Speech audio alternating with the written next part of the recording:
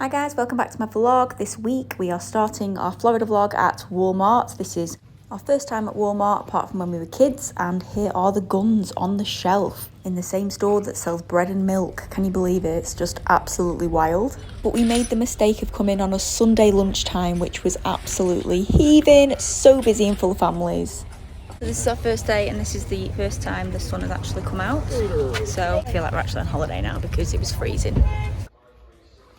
I realised in my last vlog I didn't show you the upstairs of the villa, so here is a little mini tour. I won't show the other bedrooms because they're pretty much like ours in vlog 1, but there's 6 bedrooms in total in this villa, and also this games room which is so cool. Here's Andy and his son playing one of the Pac-Man style games, but there's all sorts of games. There's ice hockey, there was foosball, there was a PS4, just plenty of stuff to keep you occupied, even a poker table, so it was great. And here's all of the old style board games under here as well.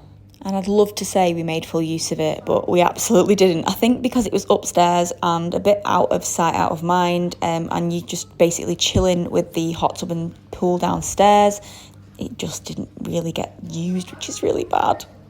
However, this extra balcony was used quite a bit. I think because it had a very appealing bench swing to lie on when you needed to cool down a little bit out of the midday sun. Look at this. It was very peaceful. There was always quite a few people on the golf course, but it just made you a little bit wary just in case you were going to get whacked on the head by a golf ball. I mean, they should really have some sort of mesh over our railings as a health and safety thing, but it seems whenever you're out of the UK, the health and safety bar is lowered significantly. No one really seems to care as much as the UK do. We headed to Disney Springs at the end of this rest day because we had a little bit of FOMO. We wanted to get out and explore, so we just ended up at Everglades Donuts. We also had a look around the shops and we had a couple of cocktails on the way. The next morning as we were leaving the villa, we noticed these outside our villa, which was really nice to see on a lovely, beautiful day.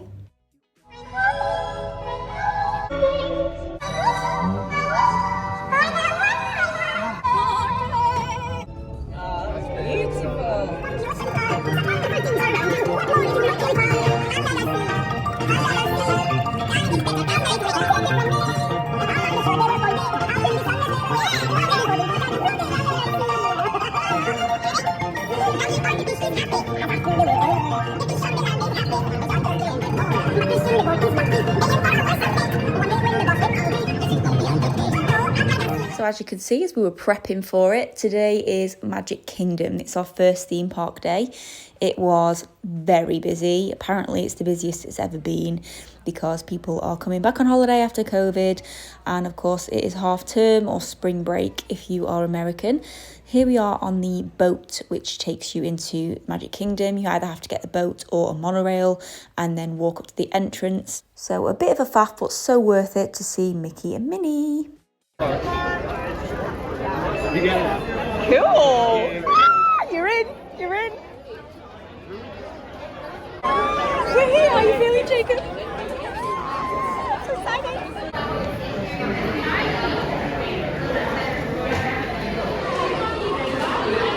So that's it, we are in to Magic Kingdom. We are just buying some mini ears for the kids because they looked at other kids wearing them and they wanted them. And we are so excited. I feel like crying when I saw the first entrance part with all the flowers. Flower Festival is on at the moment, so it looks even prettier than usual. It's just so strange. I've not been here since I was 7. It's so weird being here. I feel like crying. So while we were paying, I went and got my first glimpse of the castle, and I don't know what it is. It does something to you. If you watch any other vlogger, they will all well up as soon as they see it, and I was like, I'm not going to do that. But yeah, it happened to me. It's just so magical. These ears that the kids have on cost $70 in total, so pro tip, get your ears from Etsy, not from here. It's pretty nice though, look at that, lovely veil. So down Main Street, which is obviously the main street where you can see the castle, it's full of fake shop fronts. So this is a bakery outside, but it's actually Starbucks inside. I mean, you can see that it says a Starbucks sign, but they're all dressed as if it was a bakery, so you get a full experience because it's supposed to feel like a town. That was what Walt Disney was going for when he built it. So I decided to try all of the American Starbucks drinks I've never been able to have before. Pinkety Drinkety was my first on the list because I don't think they do that in the UK. I've never seen it, but it was so average and I just wish I'd just got a Frappuccino. The first ride of the day was Little Mermaid, and then we headed to Goofy's Barnstormer, which is this one here. We did pay for Genie Plus before we arrived here, which is essentially a fast pass system, and I'll let you know how that went later in the video, but this was a 40-minute wait. So we just jumped on this one without using a fast pass for it. Hands up, guys, hands up! The footage you're seeing here is probably the entire ride. I think it's about 45 seconds long. It was so upsetting when you've queued for that long to be like, oh my god, it's already over. But it woke everybody up. It was a good first coaster to start on. And I think it was a good little intro for the kids to get them going. Wow, is that it? No! Next we tried People Mover, which I've heard lots of nice things about, as you get a nice tour around the park, and it is a really lovely ride. It does explain kind of what Walt Disney's thinking behind the parks were. And what's cool is that you go through the other rides. So we went through Space Mountain, which was pitch black and we could just hear screaming, and then you go through the Buzz Lightyear game as well, so you can see people on the ride down there as well. It's pretty cool.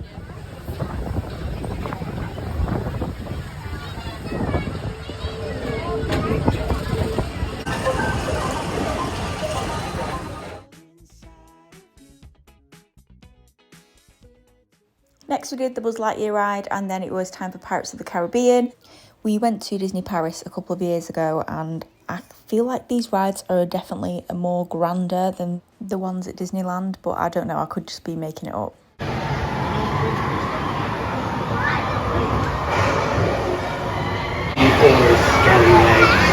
It'd be too late to alter it.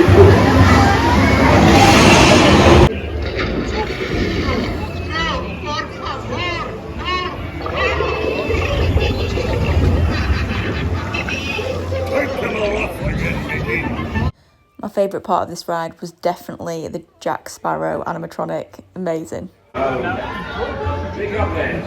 There's treasure enough for all. I should take this for you, son. It's starting to become my expensive. If you see a boat like this that goes to a small island in the middle of Magic Kingdom, don't bother. It's very boring and a bit of a waste of our time.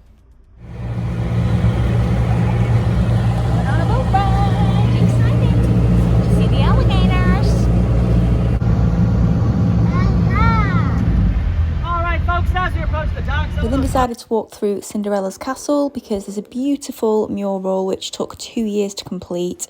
I kind of wish we'd stopped and looked at it properly now because they used 1 million pieces of glass. It was amazing. And it has all of the important scenes that appear in Cinderella. So back to what I was saying about the Disney Genie Plus, it is crazy. You have to set alarms starting at 7 AM and then book your rides as soon as you're allowed to. And obviously they sell out so quickly because people are on the phone at the same time. It means that you are on your phone when you're on rides and you're obviously missing everything around you because you are constantly having your head in your phone trying to book the best rides and get on the best stuff. And when I say on your phone, I mean you're on an app. I really hope that they change the system because there's no need for a fast pass system to be this complicated. It was seriously stressful, but this parade cheered me up.